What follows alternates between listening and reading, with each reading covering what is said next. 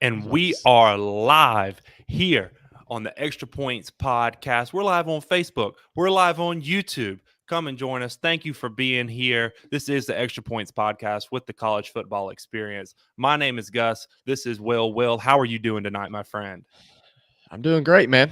Getting close to the weekend. I'm Yeah. excited about having our second show. Yes. You got a pretty big Saturday coming up. Getting ready to come up Yes. to Carrollton and celebrate you. So, Yep. you want to tell everybody what you got going on? Graduate nursing school this Saturday. It's a pretty big achievement. I am just excited to finally be done with school, but I'm also excited to get on here and talk some college football with you, man. I had a blast on the first show, and I'm gonna have a blast on this show too, dude. So, do you want to I want jump to on thank into every. things? Yeah, just real quick, just want to thank everybody for the nice comments Oh yeah. and some of our friends gave us some critiquing. So hopefully we can um, listen to what they had to say.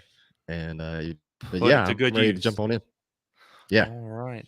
So there was a lot of coaching moves this off season, and there's a lot that's going to impact the 2023 season, and those are the new sheriffs in town. Who are the new coaches that we think are going to impact this 2023 season, and not only this season, but the seasons to go and the seasons in the future. And the first one that I think is going to make the biggest impact this season, it's got to be Luke Fickell at Wisconsin. Luke Fickell at Wisconsin, man, I think he was probably one of the best G5 coaches in modern history. I mean, when you think about the great G5 coaches, you think about Chris Patterson at Boise before he moved to Washington.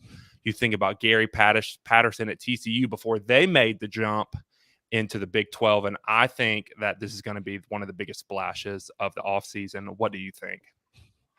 Yeah, man. I think he's done really well there at Cincinnati. His head coaching record is 63 and 25. He's a defensive guy, so I'm Yes. excited to see what kind of philosophies he brings to Wisconsin. Um, with that being said, man, he's done a really good job. He had the 29th ranked total defense last year. In Mm-hmm. 21, he had the 11th total ranked defense. And even when he was back at Ohio State, man, they had some really good defenses back then. He had some top 3 defenses when he was at Ohio State. So he knows how to coach in the Big Ten. He's Mm-hmm. been there, he's done that. One thing I'm excited for, can he bring the 21st century offense to Wisconsin?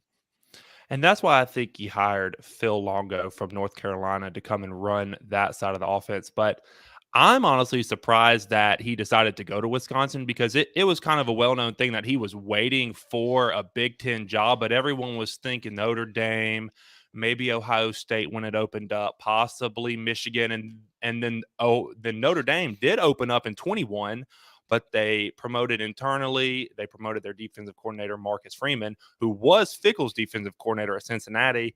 And it really doesn't look like Ohio State's going to open up anytime soon unless they go crazy and pull the trigger on Ryan Day or he leaves for the NFL. And there was a little bit of speculation that Harbaugh was going to go to the NFL the past 2 seasons, but it looks like he's going to be at Michigan for a while. So he just went ahead and jumped to Wisconsin after they fired Paul Chris, which I was shocked they fired Paul Chris in 2022. But Fickle going to Wisconsin really tells me that Wisconsin's really here to start taking football 100% serious, and they have a lot of buy-in within the program. Yeah, man. You think Fickle would go to Michigan, being an Ohio State guy? I think Fickle would go anywhere in the Big Ten where he knows that he can succeed and good play and coach at the highest level. And obviously, you're able to do that at Michigan. So, and just getting back to his Yeah. time at Cincinnati, I mean, he turned what was a horrible team under former Auburn coach Tommy Tuberville into a G5 giant. I mean, they only won 11 games 2 times before he got there. He won 11 games in 2018, won 11 games in 2019, went 9-1 in 2020, almost knocked off Georgia in the Peach Bowl. Do you remember that game? Yeah, man. I remember thinking like, man, dude, these guys are for real, dude. I mean, Luke Yeah. Fickle, I thought he did a great job with Cincinnati. It seemed like he could play with almost anybody. That Yeah. playoff game they had with Alabama wasn't a terrible game. They Um, they were a pretty good matchup for Alabama. yeah, and even Nick Saban kind of said they were very physical in that game. So that's something I could see him definitely bringing to Wisconsin. And Mhm. physicality is nothing that they lack there. That is Right. something we've always had is physicality, Mhm. and you have to be ready to play in the trenches if you're going to play Wisconsin. And 100%. he's going to continue that. And he's done a good job recruiting at Mhm. Cincinnati. I think with just the resources he had, he finished 45th nationally last year, 51st nationally the year before that. So I think at Wisconsin he can probably do where like he finished 39th in this 23 class, and he Mm, got in there late, and they finished 18th in the transfer portal. mhm. So definitely think if you give them a whole year with recruiting, I think that can improve. And we all know that's where you can win ball games is out there on the recruiting trail. Right, and I think the biggest thing, even bigger than his ranking in the transfer portal, is he was able to keep their running back Braylon Allen, who is an absolute stud. He's probably one of the he's a top 10 running back in college football. So I think them being able to keep him was a massive deal. Coming back down south, though, there was a big hire on the plains, and that's Hugh Freeze at Auburn, my team. I was really excited about this hire. Why are you excited about this hire for Auburn? I'm excited about this hire because I want somebody to challenge Alabama and Georgia. Man, I I think Hugh Freeze, he just fits Auburn to me. He just seems like a good old boy that can he fits in there. He can recruit. First of all, I feel like it's been a while since Auburn's had a coach that can really recruit and out Mhm, recruit other coaches around the South. He proved it that he can recruit at Ole Miss. He's finished in 2016. He finished fifth. 2013, he finished eighth. And that's one thing I think Auburn's just been kind of missing is that guy that can recruit. And I think Hugh Freeze can do that. And he's proved it even early on in this 23 class. They finished 18th. I mean, they jumped from 50th to 18th real quick in this class. So I think he's done a good job. Um, I think he's a proven winner in the SEC, that's the biggest right? thing. Yeah. That's the biggest thing is he he's a proven winner in the SEC, and he knows the SEC landscape. He has won here before. He he is able to know all the high school coaches, which helps with recruiting, and he's able to deal with the boosters at Auburn. They're the ones that wanted him. So with everyone at Auburn being behind the head coach, which was not the case with Gus Malzahn, surely was not the case with Brian Harsin. Having a unified push behind the head coach and having the backing at Auburn's really, really big. And just like you were saying, he fits Auburn at this time. Auburn was desperate. I'm going to go ahead and say it as an Auburn fan. I would say that Auburn was desperate because we got turned down by Lane when we were going through the head coaching cycle and going into 2021. We supposedly got turned down by Lane. We got turned down by Mario Cristobal. We got turned down by Billy Napier. So just turn down, turn down, turn down. Alan Green made an ego hire to show the boosters, well, to try to show the boosters who's in charge. And that turned out with Brian Harsin, not a good situation. So Auburn, I feel like we needed to get the hire right this time because if we didn't, we were just going to keep falling further behind Alabama, further behind Georgia, further behind LSU, our three biggest rivals who've all won a national championship in the last 4 years. Yeah. They've won the last four national championships. Yeah. And for those to be your three biggest rivals, that's just a killer. So I think them going out and making this hire for Hugh Freeze just says, hey, we're here to play and we're here to give our head coach the full support that he needs. Man, I'm excited to see his offense back in the SEC. Man, he did a Yeah. really good job at Ole Miss. They had the number Mhm. one offense in the SEC in 2015. They averaged 517 yards per game. So he can coach ball, man. He can get the dudes at Auburn. He's hit got some huge recruits here recently in the transfer portal. So I'm excited to see what he can do, and excited to see what the future holds for Auburn.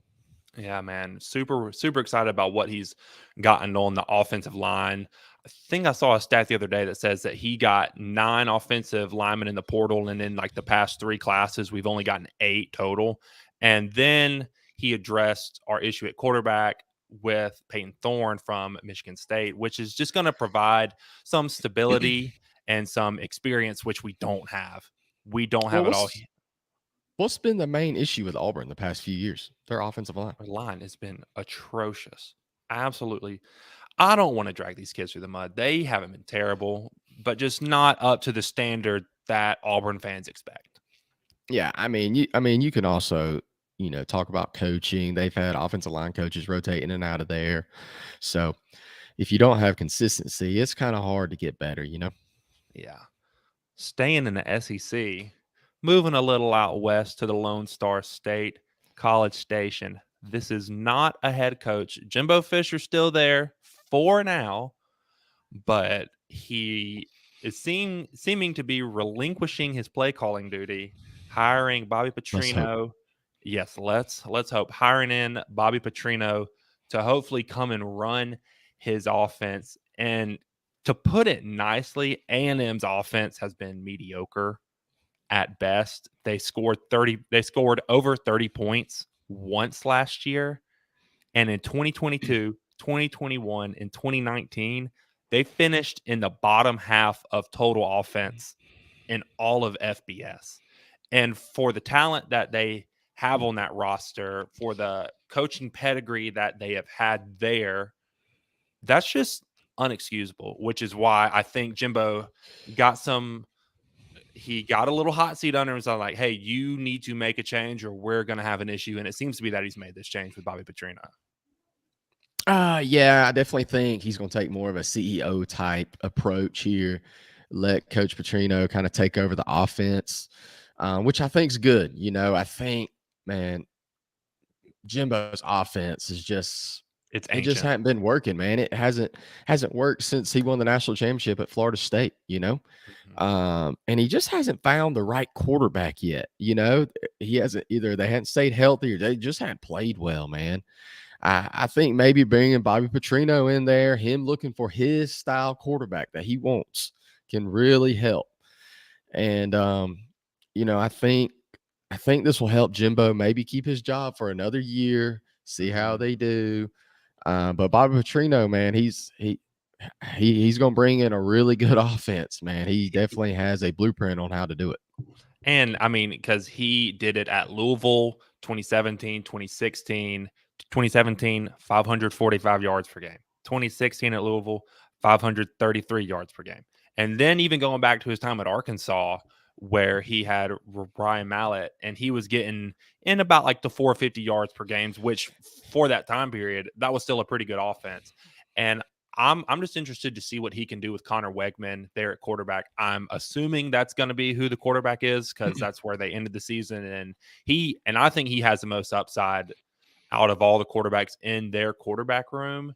Mhm. And what do you think is going to happen? Say they go down to Miami week 2, and they have 9 points at halftime and 82 yards of offense. What is going on between Jimbo Fisher and Bobby Petrino? Two dudes with two pretty big egos, that it seems. I think they're grown men. They will Yeah, handle it. Jimbo, if he's going to hand over the offense, he needs to hand it over the offense. Do that's I what I think want to he's going see. to be upset? Yes. Any head coach in the country will be upset with 9 points and 82 yards of offense. Mhm. But with that being said, Bobby Petrino was I think he was a pretty good hire for them. He can adjust to any type of personnel, man. You got Lamar Jackson, who is probably the most athletic quarterback you can have, and then you got Ryan Mallett, who is probably just a pocket passer. So he can do it with anybody. He can adjust to your personnel. So I'm excited to see how they do this year. Let's see if they improve. They did pretty decent recruiting this year, so I'm excited to see it. And let's see if A&M can improve this year from their lackluster year from last year. That would be a big thing for the SEC and just for the SEC West to have someone to challenge Bama, have someone to challenge Texas A&M, someone to challenge LSU. I think Alabama goes to Texas A&M this year, right? Yes, I Yes. believe so. Let me check That's Alabama's schedule. I can. no, I'm certain that they do. So that'll Yeah, be they a go to fun game. A&M. Yeah. Yeah. So that'll be an awesome game to look forward to. Staying in the South, though, going a little bit east and changing the conference. What about Garrett Riley being hired at Clemson? Dabo Swinney makes what I think is the most important coaching hire of his time there at Clemson to date, because they were on a downhill slide offensively. Really, since Trevor Lawrence left, they were on a downhill slide. It was getting ugly. And something you don't see from Dabo too often, he goes outside of the program to make a hire with Garrett Riley, the offensive coordinator from the national championship appearing TCU Horned Frogs last year. Yeah, man, I'm excited to see if he can revamp this Clemson offense that's just been kind of blah over the last several years. Very blah. Uh, I'm gonna say this guy can coach ball, and he has proven it at everywhere he's been. TCU last year, 10th ranked offense, 455 yards per game. SMU, 10th ranked offense, 466 yards per game. App State, ninth total offense, 433 yards per game. And let me tell you, those are three different personnels. Into Yes. so he can really adapt to whatever it is you got, and he can be with it. Yes. And I mean, from the jump they made at TCU, they jumped from 28 points per game to 38 points per game. That's a massive jump. That's how you win ball games. That's how you see that exponential jump that happened with TCU when they jumped from Gary Patterson at head coach to Sonny Dykes from 21 to 22.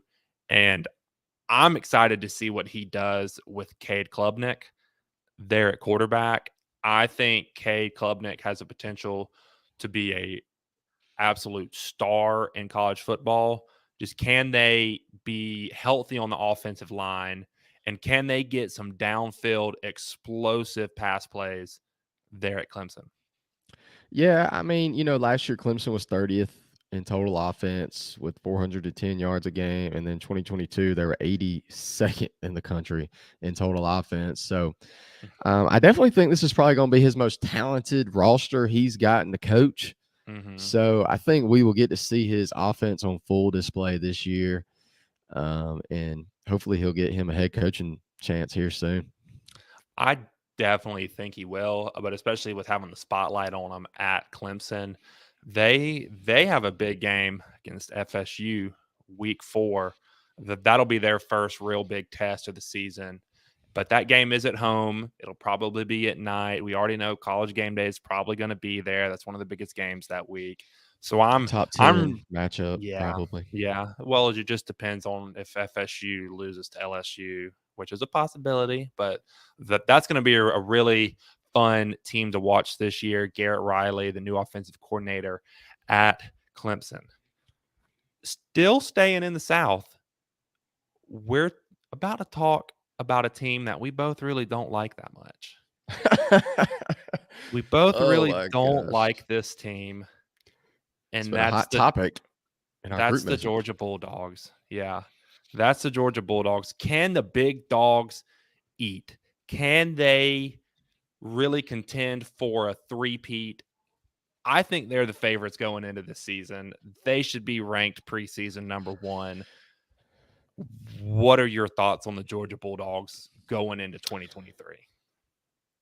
Man, they are absolutely loaded. It's not about do I think they can compete for a third championship? There is no doubt. It's can they finish undefeated again in the regular season? Right. Statistics kind of say it's hard to go undefeated 3 years in a row. So they lost a few offensive playmakers, but the way they recruit, they're just gonna reload and bring new guys in there. So last year they were 5th in total offense, averaging 501 yards per game. Defense, they were 10th in total defense, on averaging 206 yards per game. Losing Stetson Bennett, who threw for 4,000 yards, 27 touchdowns, and only 7 picks.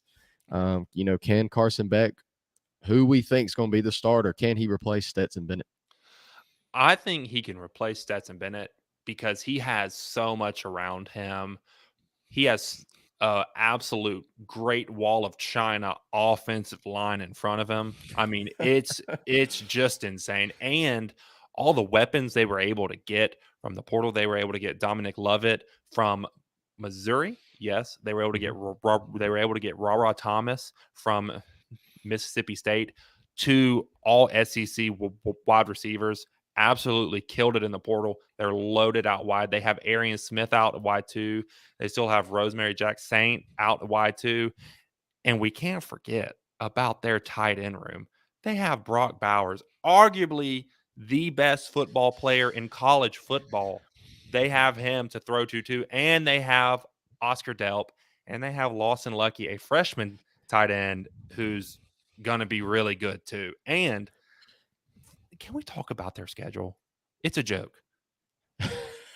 Well, first, dude, I want to say you forgot about Lad McConkey, man. Lam McConkey, yeah. Their secret weapon. The Dude, dude who somehow gets open every other play. he can run some routes. That's the reason he gets God open, dang, man. because he can run some And routes. you mentioned him, dude, Brock Bowers. For me, he's tied for the best player in the country with Marvin Harrison Jr. Man, that dude, I'm jealous they got him. But yeah, He's a man, we freak. can talk about their schedule. It's a joke. Yeah, I mean, if just you're a to Georgia say the fan, least. you got to be upset the first month of the season. You only have one game that's going to be worth watching. Maybe. I Maybe. mean, the South They Carolina game might be the only game even worth turning on. Yeah, because they open up with UT Martin, then they play Ball State, then they play South Carolina at home, then they play UAB. Then finally at the end of September they go to Auburn, which is it's Jordan Hare Stadium. It's a We rivalry game. discussed Yeah. we discussed That Jordan Hare last yeah. week. It's a difference maker, and that's one of those games that it is crazy for. Is the Georgia Yes. game probably 3:30 Yep. game? I think Auburn will be a better team than they have been. I expect that game to be maybe a little closer than Maybe. expected. Maybe, but you don't ever know because Georgia's just so dominant. They can just lean on you. They can wear Yeah, you down, and then they can break you halfway through the third quarter, and it opens up the game. Georgia really doesn't have what I think is like a legit test until they go to Tennessee the second to last week of the season. And this is my college football hot take. I think Georgia and Georgia Tech should stop playing. I well, think for the that sake of college football, good lord, I mean, please, Georgia Tech please, is just not a very good challenger for Georgia. We'll switch with them. They want to play please, Florida State every year. please, please. But hey, getting back to the roster they have at Georgia, man, they're they're even more loaded on the defense. A specific part of the defense that I want to focus on is the secondary, because whenever I think of the secondary, I think of a really talented bunch, but but a part of the defense that has almost cost them a shot at the national championship game back to back years. They got torched by Alabama in 21 in the SEC championship game, absolutely torched. And then this past season against Ohio State in the Peach Bowl, they also got torched. So Well, I'm really looking at Tyke Smith, Kamari Lassiter, Starks, and Bullard to really hold down that secondary. And because I think if they can make that secondary just as dominant as the front seven, then well, I'm gonna we're say this about the secondary, man. If you're playing football and you're covering your dude, and the defensive line doesn't get much pressure on the quarterback, and CJ there's only so Stroud is much you just can do. right. It's not like he was sitting back and then it was quick throws. It was a few of those he had to scramble, run out, and then he found the open dude, man. I mean, you can only cover your dudes for so long. I mean, Right, especially when right. you're covering a dude like Marvin Harrison Jr. And you have to worry about Emeka Abuka and all of those other guys, Fleming for Ohio State. So I understand that. I for sure understand that, but Now, the I think Alabama one, Bryce Young wasn't really running around all that much. He was getting them everywhere, piecing them nickel and diming apart. them. Yeah, Yeah, I mean that game was a little different. yeah, But Muschamp and Kirby, dude, they're some of the best DB coaches in the country. So I definitely think they'll get the secondary right. for sure. Speaking of Alabama just a second ago, does the Tide remember how to roll, man? because they for Well, that some of our friends think they don't. dude, some of our friends lack a couple brain cells. Let's just be honest. But can Alabama bounce back in 23, man? Because to their standard, they had a very disappointing 2022. I mean, they did lose on the road twice, on the last play of the game twice. So, I mean, if that's your most disappointing season, then that Yeah, just says tragic, something man. about how dominant Alabama has been. But tell me Tragic why, they go 11-2. dude. Yeah, tell me why you think the Tide will roll in 23. All right. I'll give you a stat right here. We kind of talked about this a little bit ago. Yeah. averaged out their recruiting classes the past 5 seasons because those are probably the kids that are still around. Hmm. They're averaging a 1.4 recruiting class. That's So ridiculous. they got studs. Their 23 class was the number one in the country, Mhm. and I think this ended up finished. What is it? The second or The third best class ever, It is the third highest ranked recruiting class of all time, and the all time only third. yes, and the only two recruiting classes that have topped it were, I think, Texas A&M It's and Texas M A&M from last year. and and the Alabama class in 21. Yes. I think. So, Yes, and that 22 A&M class ain't even half of them ain't there no more. very true. So, and he finished with 12 5 stars. That 23 class, That's unheard of. and they said he's done. I mean, But they've that's hired a new offensive coordinator, which every year I feel like Alabama gets OCDC. I mean, it's it's at like every it's at least other every year. 2 or 3. Yes. Yeah. They got a new offense coordinator from Notre Dame. Notre Dame, Tommy Mhm. Rees. That's the one I'm most excited to see bring in. I think the defense, that's kind of Saban's defense. You're gonna come in, run his stuff, do what he does, just keep that thing rolling. I'm excited to see what Tommy brings to the offense. Tell me what you think about him. I think Tommy Rees is a young, up and coming offensive coordinator. What I think is more glaring about Tommy Rees being there is that he was able to come in, have a spring with Ty Simpson, have a spring with Jalen Milrow, and say, I don't think y'all are good enough. Let me go get the quarterback from Notre Dame that I was just with for a full year, Tyler Buckner, who was injured for part of the year, but in the games he played really didn't play that well. He only threw 3 touchdown passes in 3 games that he played in. But to go and get him when you recruited a transfer in to replace him. So you're replacing the guys at your school with the dude that you just replaced at your old school. So that says something Well, about the quarterback situation there. I think Notre Dame recruits itself a little bit, and if Sam Hartman's interested in coming to your school, you're not going to tell him no. Yeah, you are not going to tell Sam Hartman no. Probably top 5 quarterback in college football. But we have a Bama fan that left us a comment down here. He said Pete Golding destroyed that defense Let me see. from Jackson Shellnut. Not Pete Golding destroyed that defense. I think Pete Golding got some I think he got some unnecessary hate, but I can see why he got the hate. I can definitely see why he got the hate. But I think bringing Kevin Still in, someone who knows Saban, someone who's coached with Saban, someone who's coached against Saban, he knows what Saban likes to run. He knows what Saban runs, so he'll just be able to jump right in there, and If I think will be a smooth if transition on the defensive side of finishing the ball. 13th in total defense in the country is destroying it, man, Yeah, give me some of that. give me some of Give that, please. Let's look at their schedule for this year. I kind of Mhm, like their schedule, man. It's kind of a fun schedule, especially that mhm. week 2 matchup with Texas. What you think? Man, I think that will be an early indication of how their season's going to go. I Yeah. I really really do. Texas is loaded on offense. Alabama's loaded on defense. That's probably going to be the most fun matchup of the season up to that point, just those two units going at each other.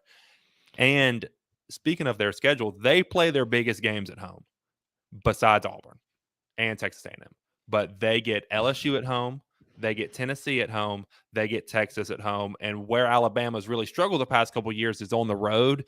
And I Yeah. think that was more so on their past offensive coordinator, Bill O'Brien, and just the system he ran. It just took him a lot of plays to check, a lot of time to check to the side to get the audibles in. And if you really noticed and you were watching Alabama, they snap the ball really late in the play clock, and that just allows your players to get rattled. That's just more time to miscommunicate with each other.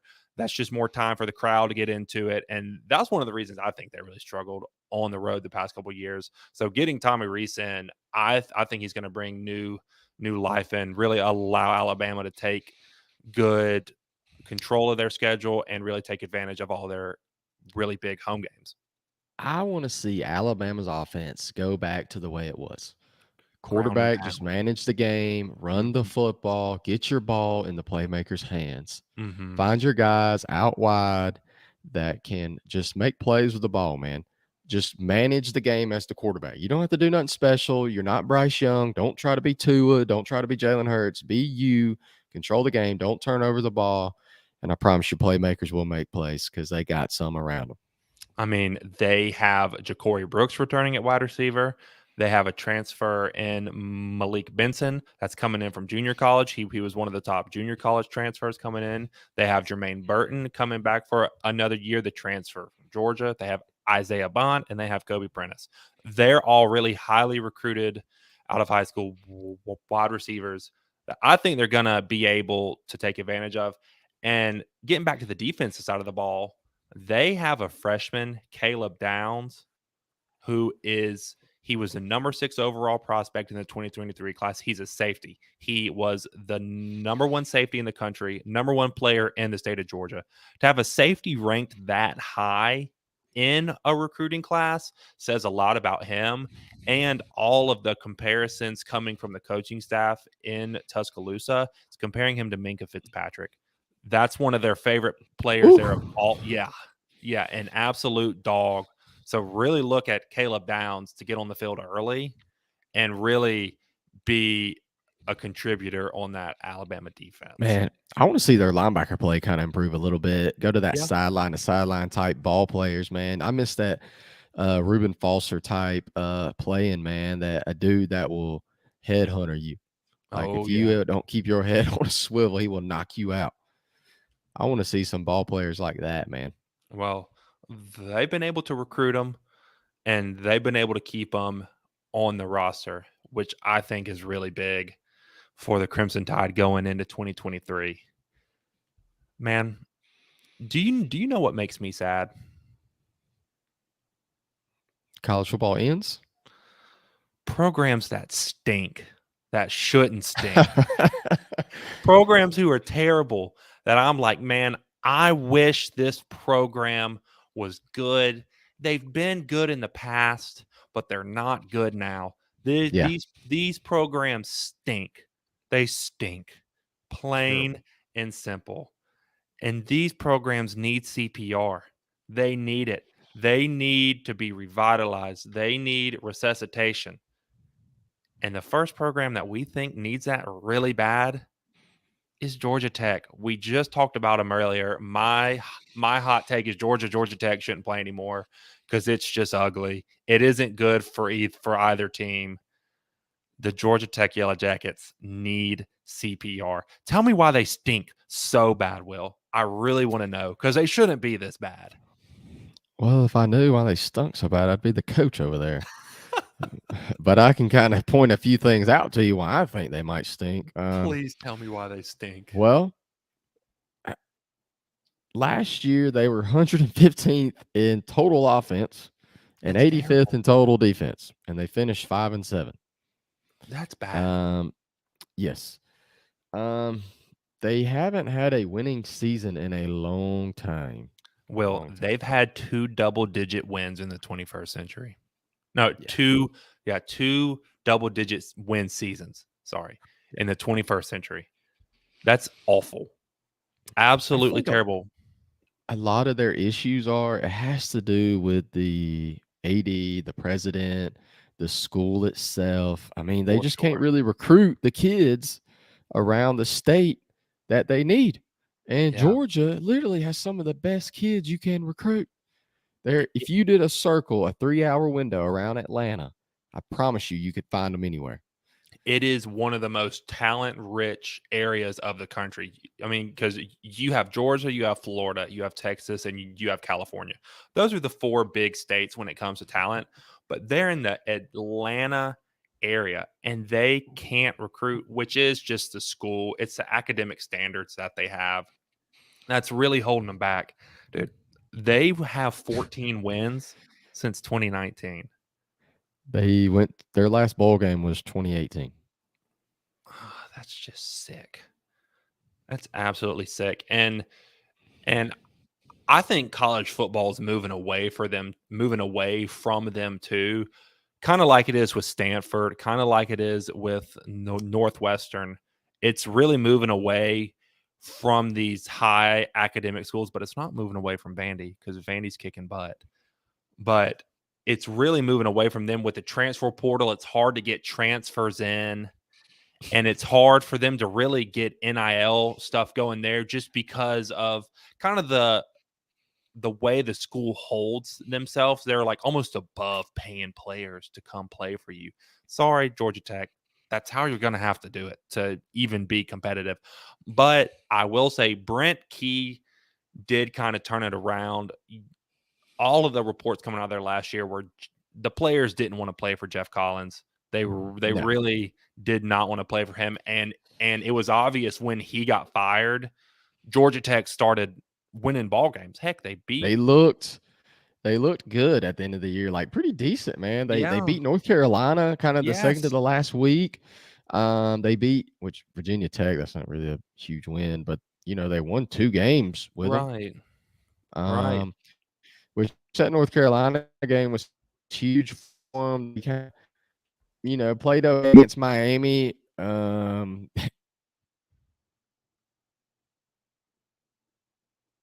up scoring 14 points right there against. Mhm. Um, but they just were not a very good football team. They got up to Duke October the 8th in Mhm. overtime. Yep. Um, but I think they need to improve overall offensively, defensively. They lost their quarterback in the portal. He jumped ship team about to come here soon. Mhm. Crew they finished 62nd in 23 class. They recruited Gibbs, the running back Yeah. that transferred to Alabama, and they just couldn't keep him Jahmyr on the Gibbs is roster, an man. absolute stud. Yeah. Yeah. Yeah, man. If you Wit can recruit more guys like that on your squad, man, you would be a pretty decent team. Yeah, and you can keep them there because it's hard to get into Georgia Tech, and it's hard to stay in Georgia Tech. I Yeah. mean, which is why I just think college football is moving away from it because it's so easy to transfer now. You go and you fail one aerospace engineering class. Oh, I can go be a business major at Alabama, and I don't even have to worry about my grades. Some Alabama cheerleader will be doing my classes for me. Whoa, now. So I ain't accusing anyone of cheating, but man, Calm down. and I really love this comment from James, just kind of like you were bringing up. So bad Jeff Sims had to jump ship to another dumpster fire in Nebraska. Well, you know what, James? We know you're a Nebraska fan, and guess who we're talking about next? A team that needs CPR, the Nebraska Corn Huskers are a You talking team about that, a team who used to dominate in dude, different decades. yeah, we're I great. mean, yeah, were awesome in the 90s. Beat Yeah, Florida in the national championship one year. dude. And everyone thought Scott Frost was the Cornhusker savior. Everyone I thought that he was gonna come in there, he was going to revitalize the program because, dude, he was the native son.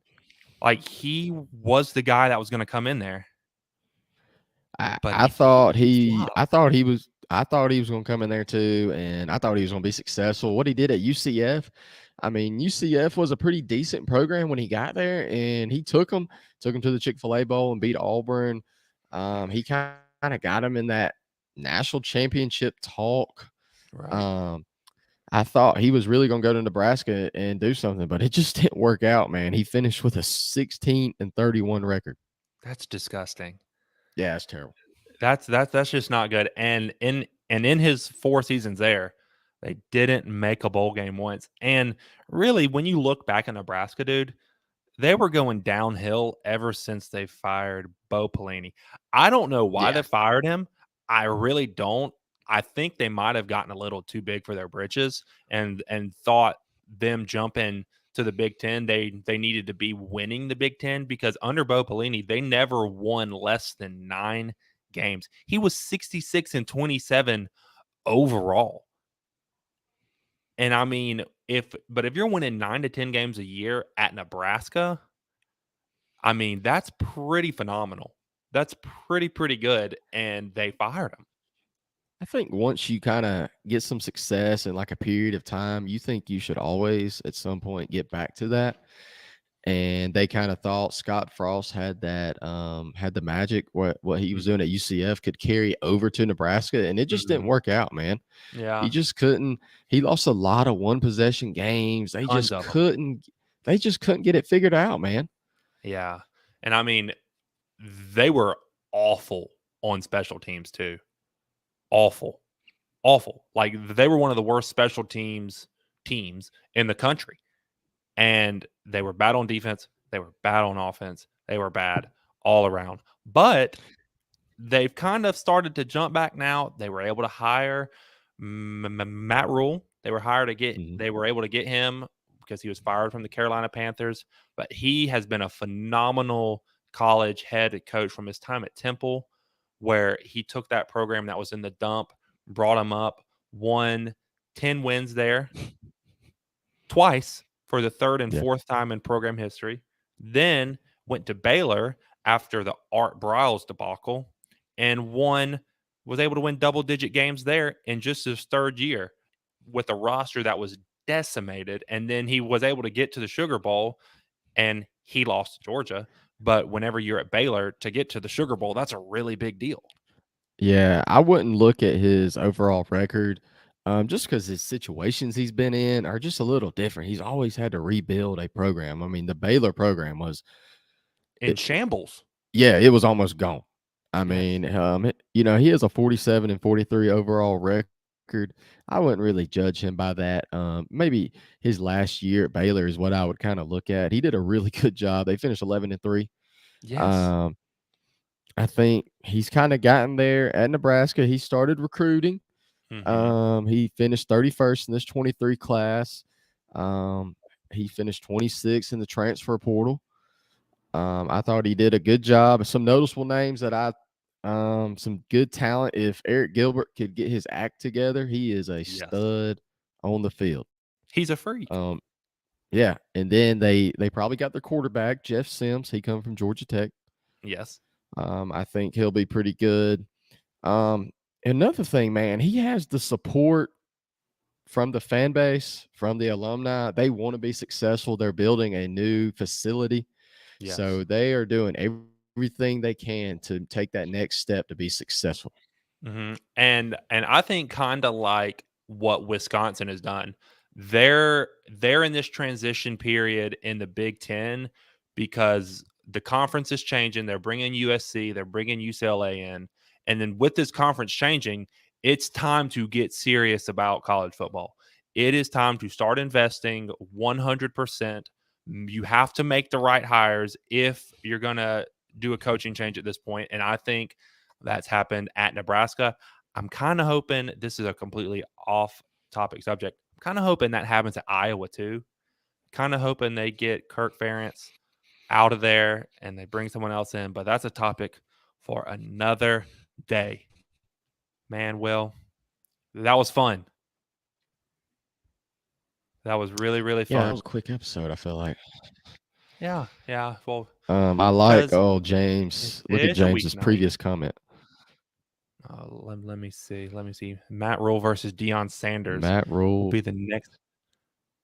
Matt Rule versus Deion Sanders will be the next Cold War coaching rivalry. That's going to be quite the storyline of the season. That's very true because not most people in the South know Colorado and Nebraska. That was a pretty big rivalry back in the day. I think they play each other week 2. I think it's at Colorado, right? Yes. Week 2 Yes. at Colorado. Dude, that'll be a big deal because I mean they hate each other. They don't like each other, and that's really a sneaky rivalry. And can the star power of Deion Sanders hold up to the coaching prowess of Rule? Because Rule's proven where you just have Sanders that could just be a flash in the pan. He could go to Colorado and he could flop where we know Rule's a proven college coach. So that will be a very Cold War thing going on because they aren't in the same conference. So they don't play every year. So it'll kind of be a fun dynamic to watch between the two fan bases of Colorado and Nebraska. That'd be a fun game to go to. Oh yeah, especially if the teams are good. That'd be a really fun game to go to Lincoln, Nebraska, dude. I think Dude, their haven't they stadium holds I think it's like 94,000. don't they hold the record for the most sellouts consecutively? You don't want to get me started on the most sellouts. They essentially have dude that buys up the tickets. So it's a, Yeah, that's right. so it's a sellout and then he like gives them to like local children in need. Okay, So, well, I yeah, like that. yeah. That's nice. And and and I don't care if you're sold out at the start of the game, your stadium's going to be cleared by the end of the third quarter because you're so bad. So, I mean, does it really matter that you have all of these sold out games when you're getting the brakes beat off of you? Oh man, that is awesome. Well, I had a blast. Yeah, This, man. That was fun, dude. Appreciate everybody tuning in. yes, sir. Appreciate all the nice comments over there. I do like to read them throughout the show. Some of them make me laugh and smile. Yes, sir. And Appreciate all the support.